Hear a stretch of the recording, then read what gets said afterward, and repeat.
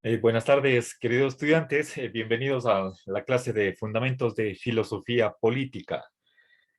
Estamos estudiando un capítulo del libro Dimensiones de la Igualdad de Antonio Enrique Pérez Luño,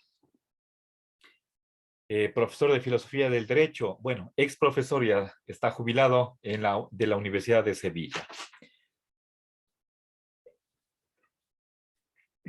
Hice una comparación entre desigualdad e igualdad, y la clase anterior empecé con lo que creo que muy acertadamente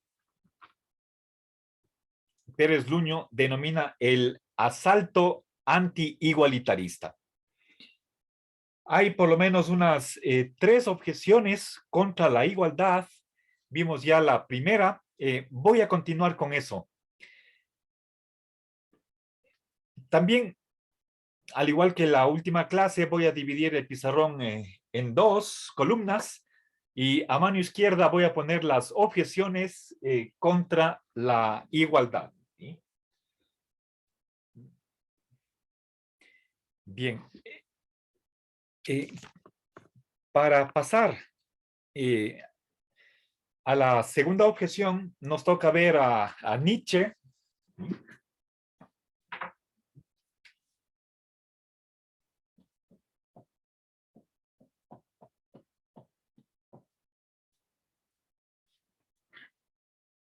Seguramente es un autor que habrán estudiado en el bachillerato.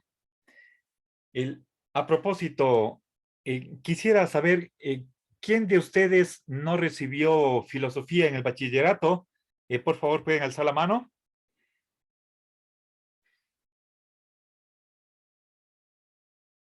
¿Nadie? Bien, perfecto. Entonces les felicito. El,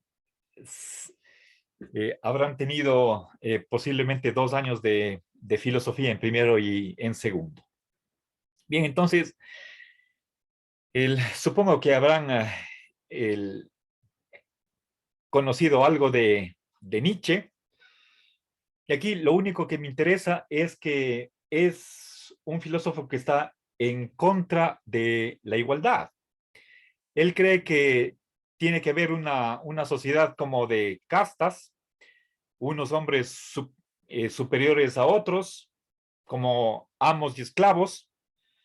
Entonces, creo que es apropiado mencionar a este autor dentro de la corriente anti-igualitarista. A ver, entonces, lo que nos dice Pérez Luño con respecto a Nietzsche es que este filósofo o este pensador él defiende la superioridad de una élite y a la cual él la denomina la aristocracia.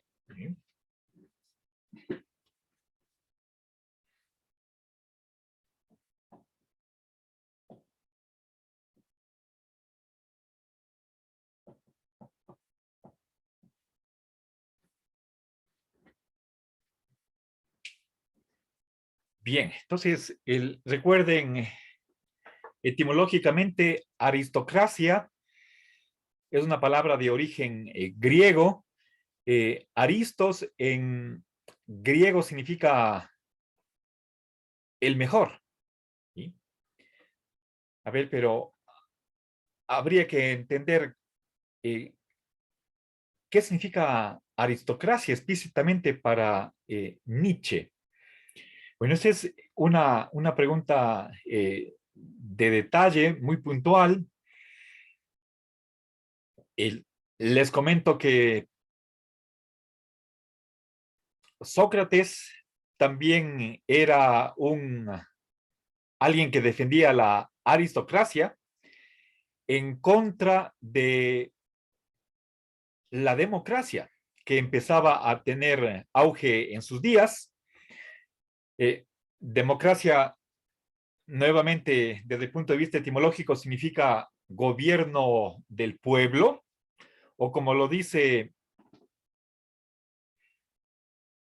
Abraham Lincoln, la democracia es no solo gobierno del pueblo, sino por el pueblo y para el pueblo. Sócrates, por aristocracia, entendía el gobierno de los mejores, pero los mejores en sabiduría y en virtud. Es decir, los sabios, los virtuosos, deberían estar detrás de el gobierno. Los que más saben, ¿sí? Recuerden, perdonen que lo diga esto entre paréntesis, les recuerdo que Platón decía que todos los políticos deberían aprender filosofía. Luego de un largo estudio estarían capacitados para tomar las riendas del gobierno. Entonces, ¿cómo entiende Nietzsche la aristocracia? Seguramente eso se relaciona con su teoría del superhombre.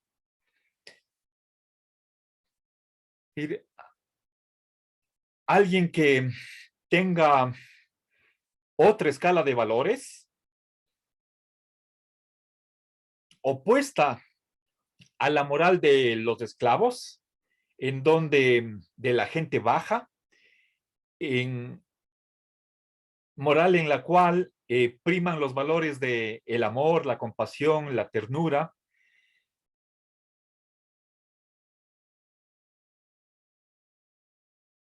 Nietzsche está pensando en una subversión de los valores, una inversión de los valores.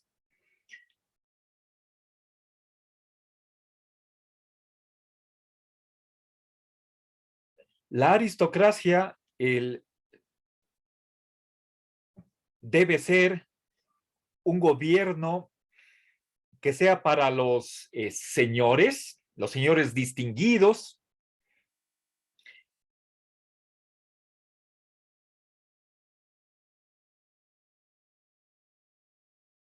que, que tendrán su propia moralidad.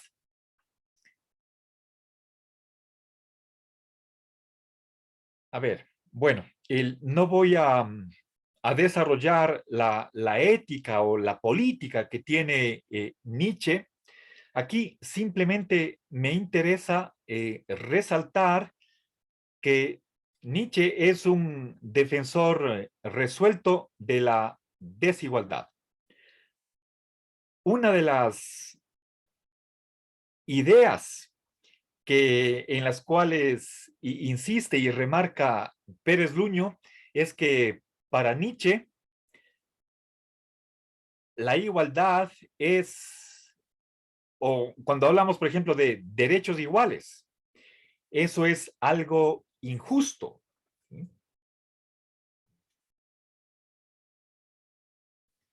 Injusto para los más capaces.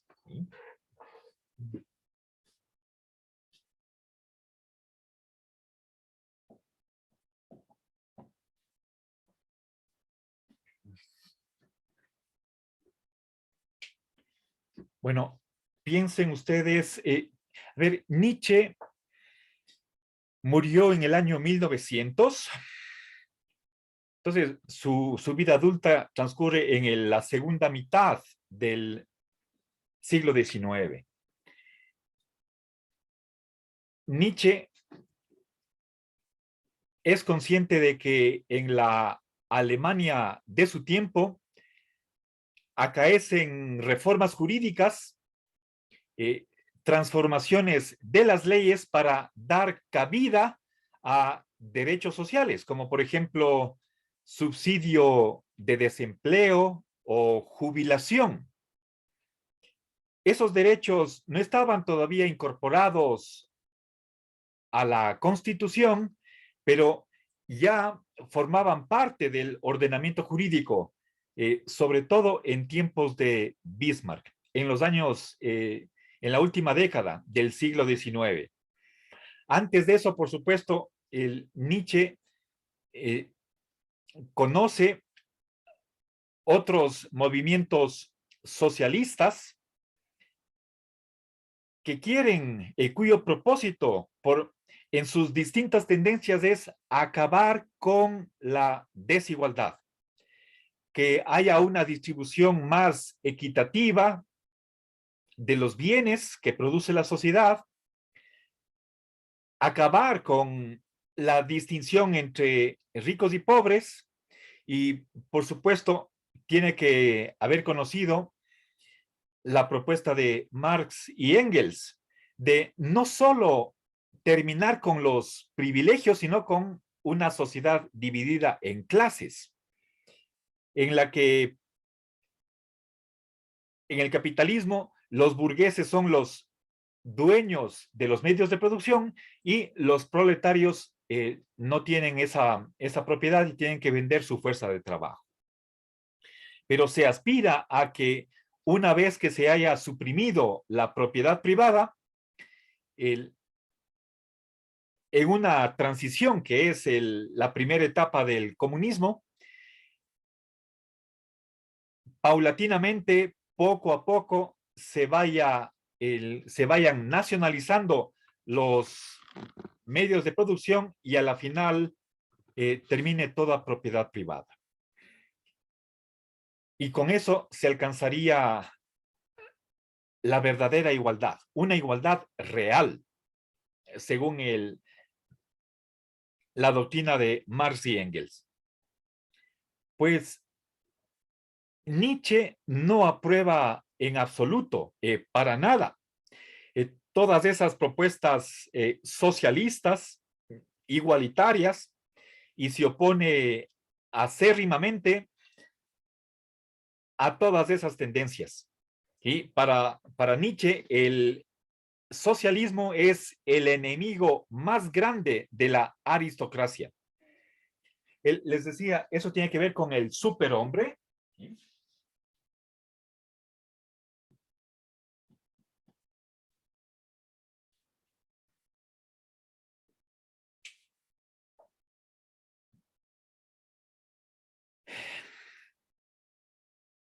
Un superhombre que tiene como modelo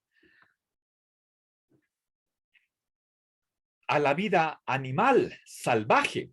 ¿Sí? Nietzsche habla de la bestia rubia. ¿Sí? Y supongo que tras esa imagen, él se está refiriendo a un león o a un tigre. Y sobre todo cuando caza una presa. Y piensen que un león puede cazar una gacela o una cebra y se alimenta de ella, se sirve de ella. Entonces, ese tipo de escenas sangrientas, de violencia, de crueldad, para Nietzsche serían modelo de cómo debería actuar el superhombre. Pero lo que a él le interesa no es tanto relaciones interpersonales, sino más, también detrás de eso hay toda una visión, una propuesta política. Está pensando de que sea la nación alemana o el conjunto de pueblos germánicos los que emprendan una expansión de su raza aria, que él creía que era superior. Bueno, no quiero extenderme mucho en lo que es el pensamiento de Nietzsche. Para quienes estén interesados en conocer un poco más cómo a partir de las obras de Nietzsche, de su pensamiento,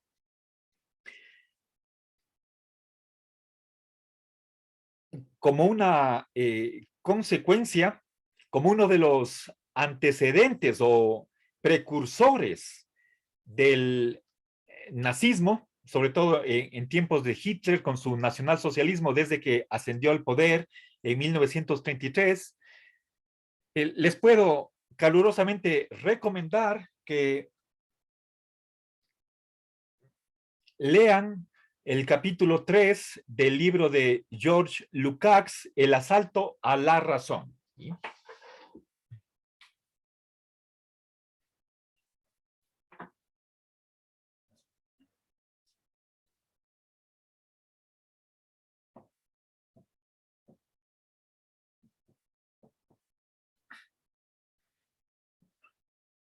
Bueno, es un excelente estudio con citas textuales de la obra de Nietzsche y en la que, el capítulo en el que se resalta el, los antecedentes que luego con el andar de los años vino a ser una de las fuentes doctrinarias para el ascenso de Hitler al poder. Bueno, pero ese capítulo rebasa los intereses o el alcance de lo que yo quiero hablar en este momento, eh, que quede simplemente como eh, uno de los pensadores ya contemporáneos, cercanísimo a nosotros, que se ha puesto radicalmente a la igualdad. Bueno,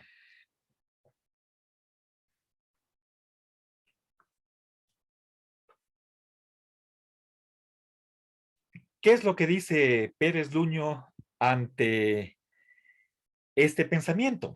¿Sí?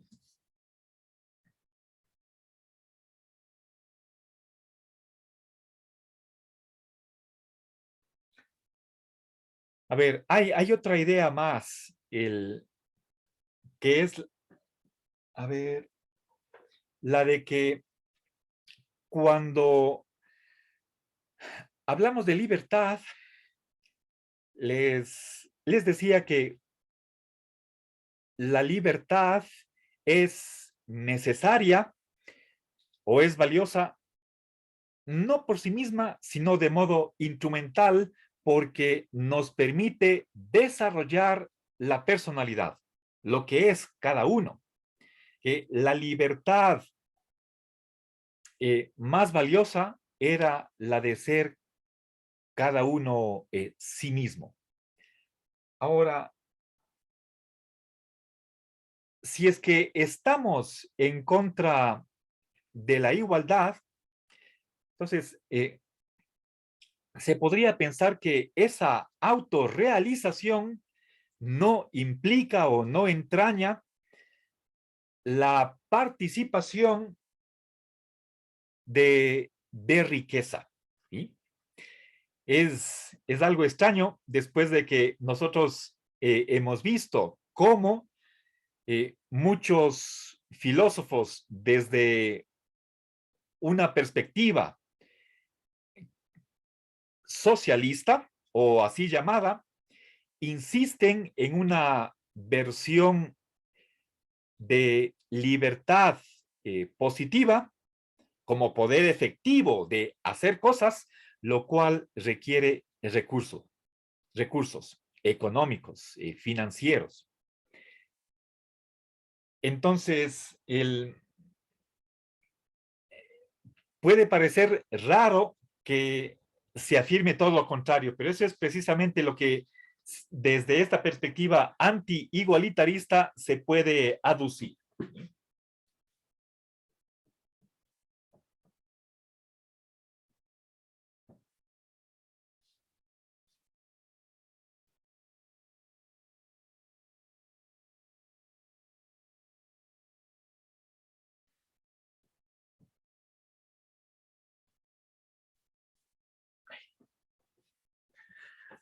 A ver, ya no me alcanzó a escribir bien. A ver, voy a...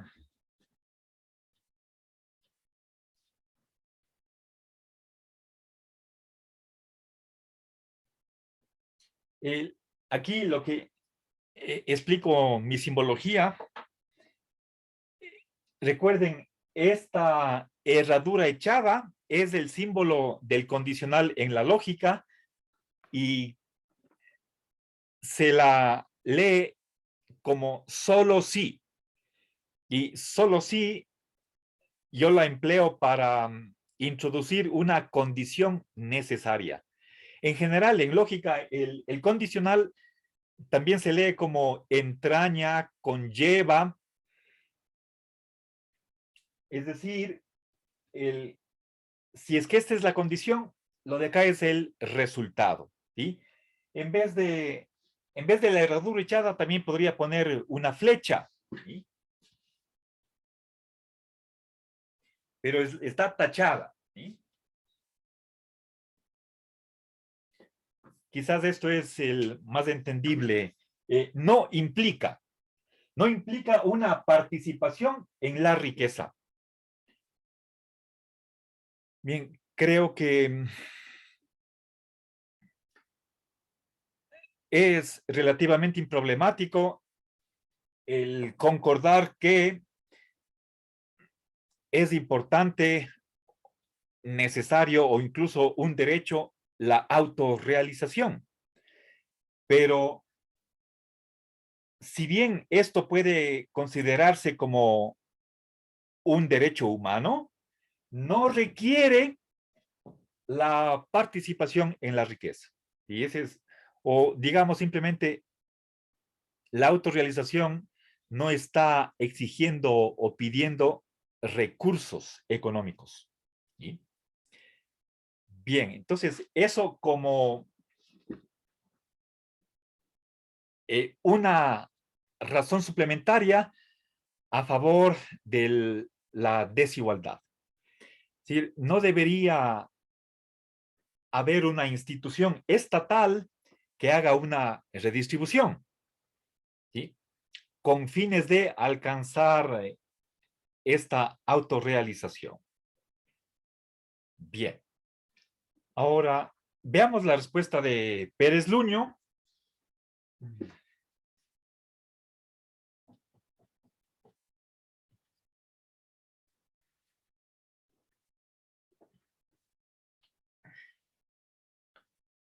A ver, son varias cosas que él menciona. En primer lugar, habla de una insolidaridad.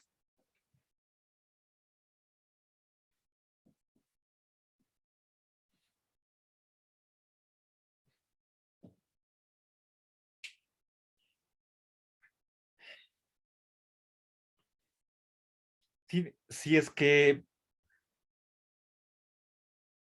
pensamos en toda la problemática que está detrás de la igualdad, y recuerden, la clase pasada estábamos hablando en la primera objeción, de lo que piensan los conservadores, los neoliberales. Yo les recordé la posición de Robert Nozick, quien es un libertario, de que hay un conflicto, una incompatibilidad entre igualdad y libertad. Se oponían a los impuestos. Para los socialistas, por ejemplo, a ver,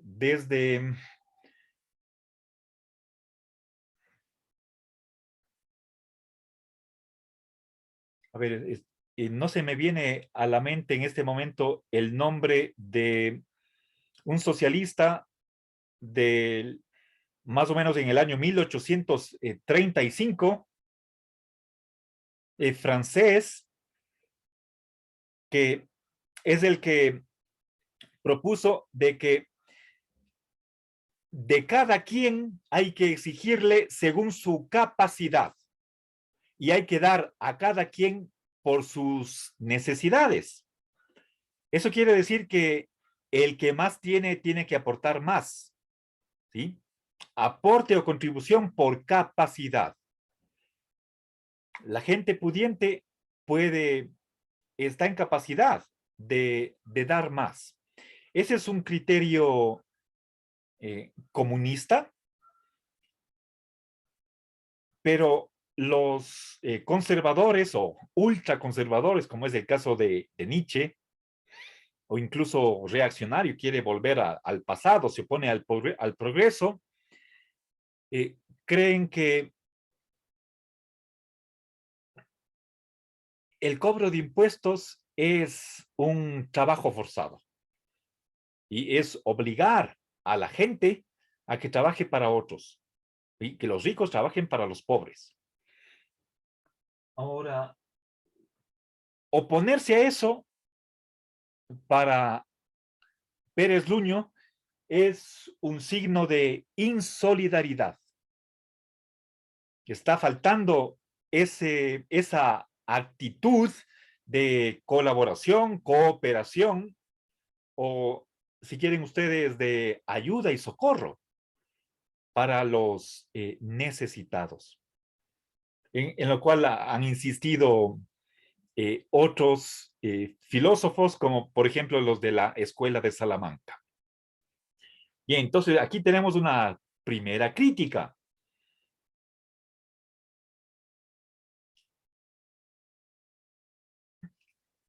En segundo lugar, Pérez Luño cree que esta propuesta es elitista, ¿sí?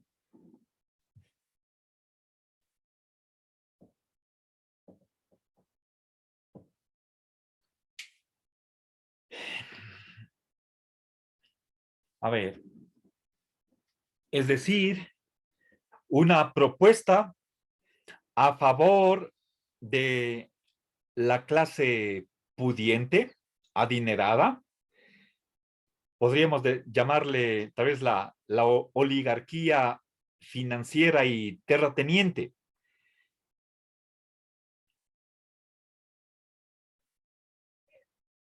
Los ricos. Ahora podemos hablar de los 1.000 millonarios. ¿Sí? En nuestro país, Álvaro Noboa heredó la fortuna de su padre, el que creó el imperio de la banana, uno de los más ricos de Latinoamérica. Entonces, el no aceptar la igualdad es salir en defensa de los ricos. ¿Sí? El que un pensador se oponga a que el Estado adopte medidas o políticas igualitarias, entonces es oponerse a que se reduzca la desigualdad en la sociedad. ¿Sí? Entonces, esa es la segunda crítica que hace. Obviamente, Nietzsche tenía una actitud de mala voluntad contra las masas, el pueblo, lo que despectivamente se conoce con el nombre de la chusma. Gente baja para Nietzsche, inferior. El, y en esa posición están, por ejemplo, los trabajadores.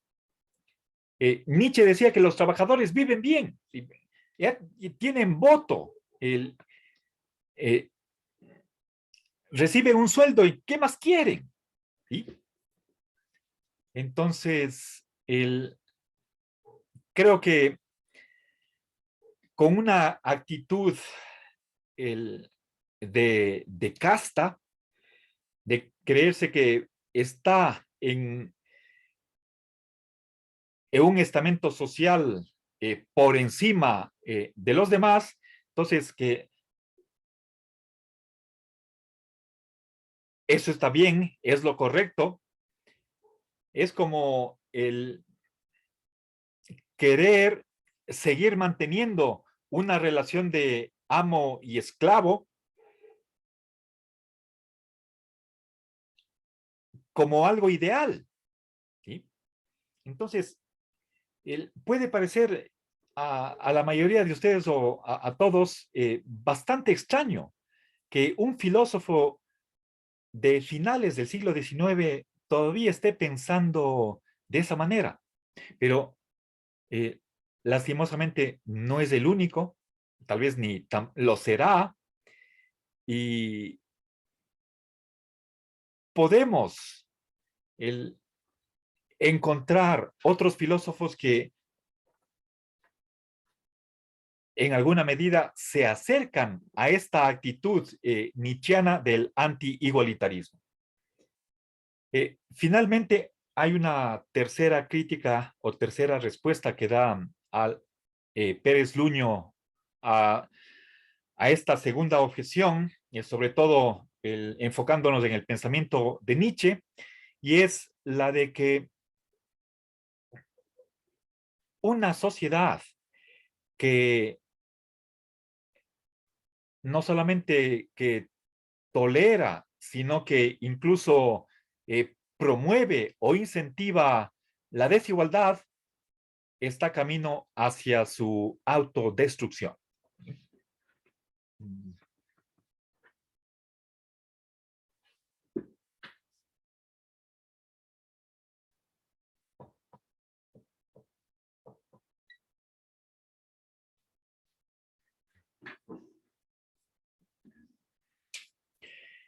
La palabra que emplea Pérez Luño es el exterminio. El,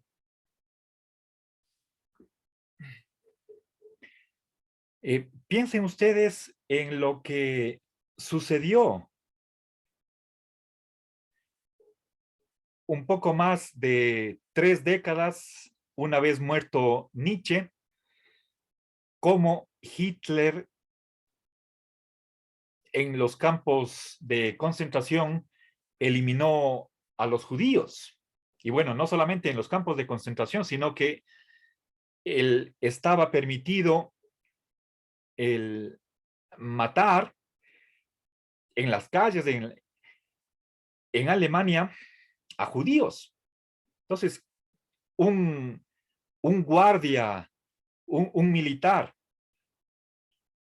no podía ir a la cárcel por acusado de homicidio si es que la víctima era un judío. ¿Sí? Entonces, había protección legal para todos esos crímenes. Pero obviamente eso lleva a la disolución de la sociedad. ¿Sí? Bueno, el, el hecho es que si es que falta la solidaridad, si es que se cree que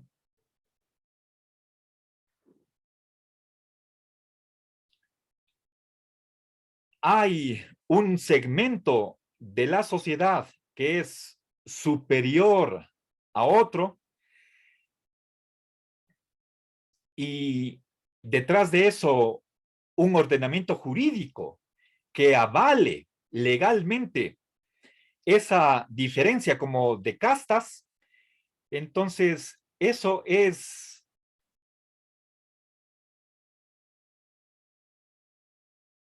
la receta segura para la extinción de la sociedad.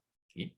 Entonces, esa es la consecuencia lógica de promover un pensamiento anti-igualitarista, insolidario, y más bien que esté a favor de el mantenimiento, la conservación de la división de la sociedad en castas. ¿Sí?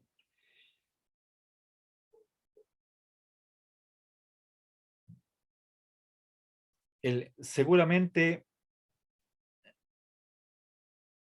un pensamiento de ese tipo no cala el hondo en la gente, podemos nosotros, hasta ahora yo no he utilizado la palabra racismo, y he hablado de castas, pero no está muy alejado de creer que una raza es superior a otra. En el siglo XIX se dan esas teorías y Nietzsche las habría aprobado con gusto. No recuerdo exactamente si es que el propio Nietzsche habla de razas, posiblemente, pero creo que, bueno, por lo menos ya estamos ahora nosotros en el siglo XXI, eh, tenemos otra mentalidad, solo para que ustedes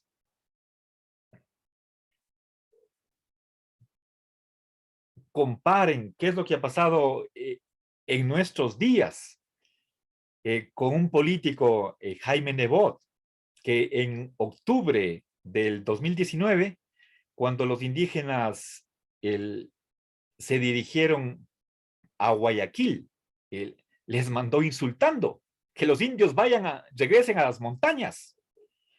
¿Y qué pasó? Ya Jaime Nebot, no por expresarse de ese modo, podemos decir racista, de desconsideración, por decirlo menos, hacia los pueblos indígenas, perdió la posibilidad de candidatizarse para algún puesto político en las elecciones que se realizaron después. Le costó creo que podemos decir, su vida política. Pero es que no en vano pasan los años, creo que la conciencia pública cambia, pero tampoco exageremos. Creo que muchas de las ideas en contra de la igualdad todavía persisten y habrá que seguir luchando para cambiar esa manera de pensar. ¿Sí? Puede ser cuestión de largos años, ¿sí? Pero estamos en eso. Vamos a hacer un aporte eh, pequeño, tal vez un granito de arena, y que se suma, va de más a más, y a la larga el, llegamos a pensar de otro modo. ¿Sí? Bueno,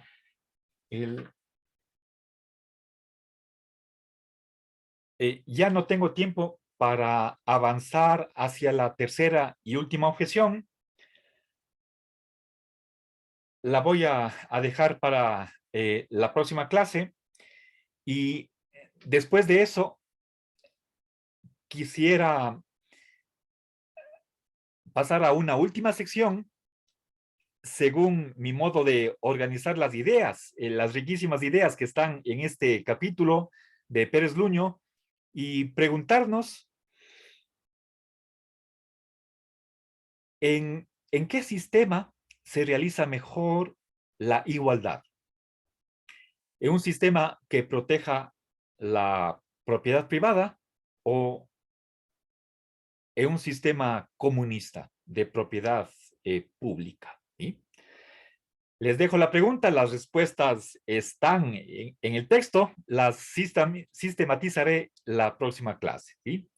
Una buena tarde, ha sido un gusto.